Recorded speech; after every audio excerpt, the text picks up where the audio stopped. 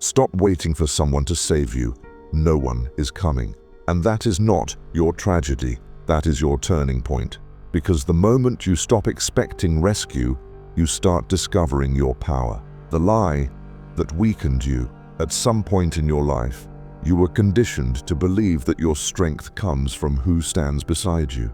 You were taught that being alone means you're unwanted, unworthy, or incomplete. Jung saw this illusion clearly.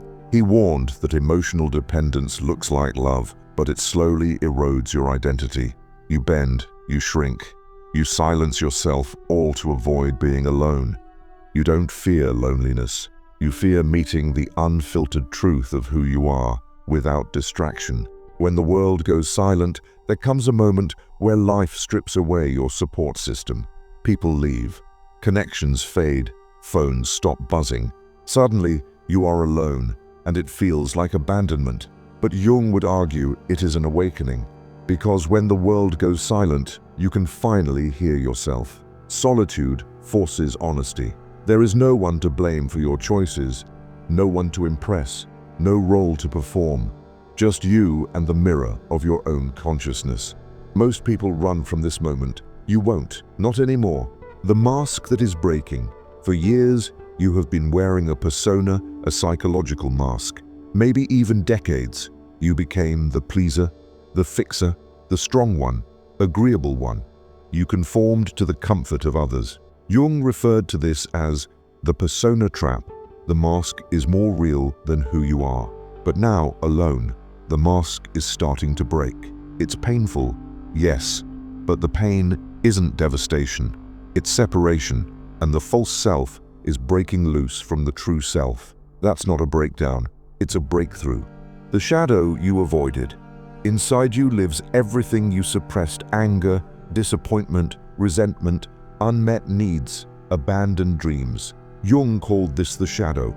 When you run from loneliness, you also run from your shadow. But when you face it, you reclaim your lost power.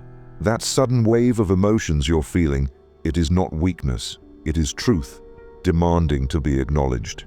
Your shadow isn't there to destroy you. It's there to free you. Lesson 1. Stand without crutches. The first of these is the independence of emotion. You need to learn to stand on your own without somebody holding you up. Not because connection is evil, but because reliance would be lethal. If your peace is dependent on people, your life is built on sand.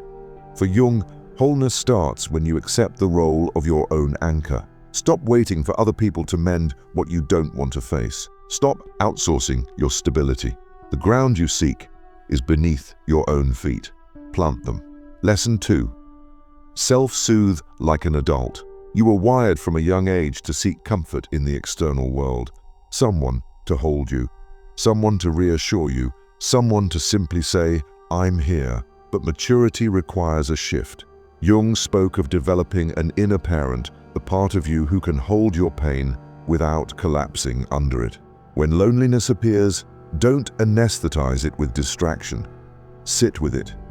Breathe through it. Let it speak. You will understand the aloneness was never about missing people. It had to do with missing yourself. The self you left behind so that others might approve of you. Lesson 3.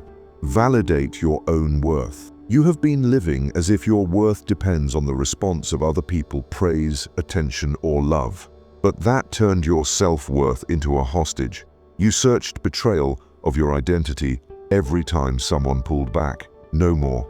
Jung taught, and now rigorous empirical science supports, that true self-confidence is an inside job, earned through inner validation, trusting your perception, your voice, and the worth of your feelings.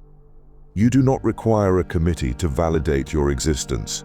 Believe in your truth, even if no one claps. Especially if no one claps. Lesson 4. Use pain as intelligence. Every betrayal, every disappointment, every abandonment shaped you. Not because it broke you, but because it taught you. Jung believed the shadow holds not only darkness, but hidden wisdom. You didn't just survive your pain, you learned from it. You gained instincts, you gained clarity, you gained insight into who is real and who is not. Your suffering was not a setback. It was training. Lesson 5. Build inner willpower. Emotional independence needs willpower, having the courage to stand up for yourself from an onslaught outside yourself. There will be times when the old habits try to lure you in. Seek, plead, bargain, compromise. But every time you hold the line, every time you say no without equivocation, every time you reject the impulse to shrink, you build strength at your core. Others may resist your growth. Let them. Your evolution is not democratically based. Lesson 6. Solitude is your teacher. Silence is not empty. It is full of answers. In solitude, you finally separate your voice from the noise of the world. You discover what you actually want, not what you were pressured to want. Jung believed that consciousness expands in silence because only in stillness do you meet your real self. Make quiet time non-negotiable, not as escape, but as alignment. Lesson 7. Become your own source of light. You were taught that meaning comes from outside trophies, relationships, applause. But Jung was adamant that purpose is the creation of self. You don't sit around waiting for life to show you the way. You decide who you are.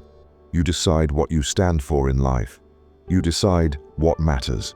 Yet when meaning comes from the inside, no loss can take it away. The rise from loneliness to sovereignty. This is your turning point, not the end, the beginning. You are not alone because you are unlovable. You are alone because you are being reforged. Your solitude is the fire that will harden your spirit, sharpen your mind, and open your eyes. Someday, you will look back and say, "This was the chapter that shaped everything." You will love again, but not from the fear of being alone. You will connect again, and without losing yourself. If they fall down, you'll fall down with them, and only then. This is what Jung referred to as individuation becoming whole, becoming conscious, becoming the self. And now it's your move. Stop waiting. Stop shrinking. Stop apologizing. Rise not as a half looking for completion, but as a whole choosing connection. Not as someone begging to be seen, but as someone who finally sees themselves. Your aloneness is not your curse. It is your becoming.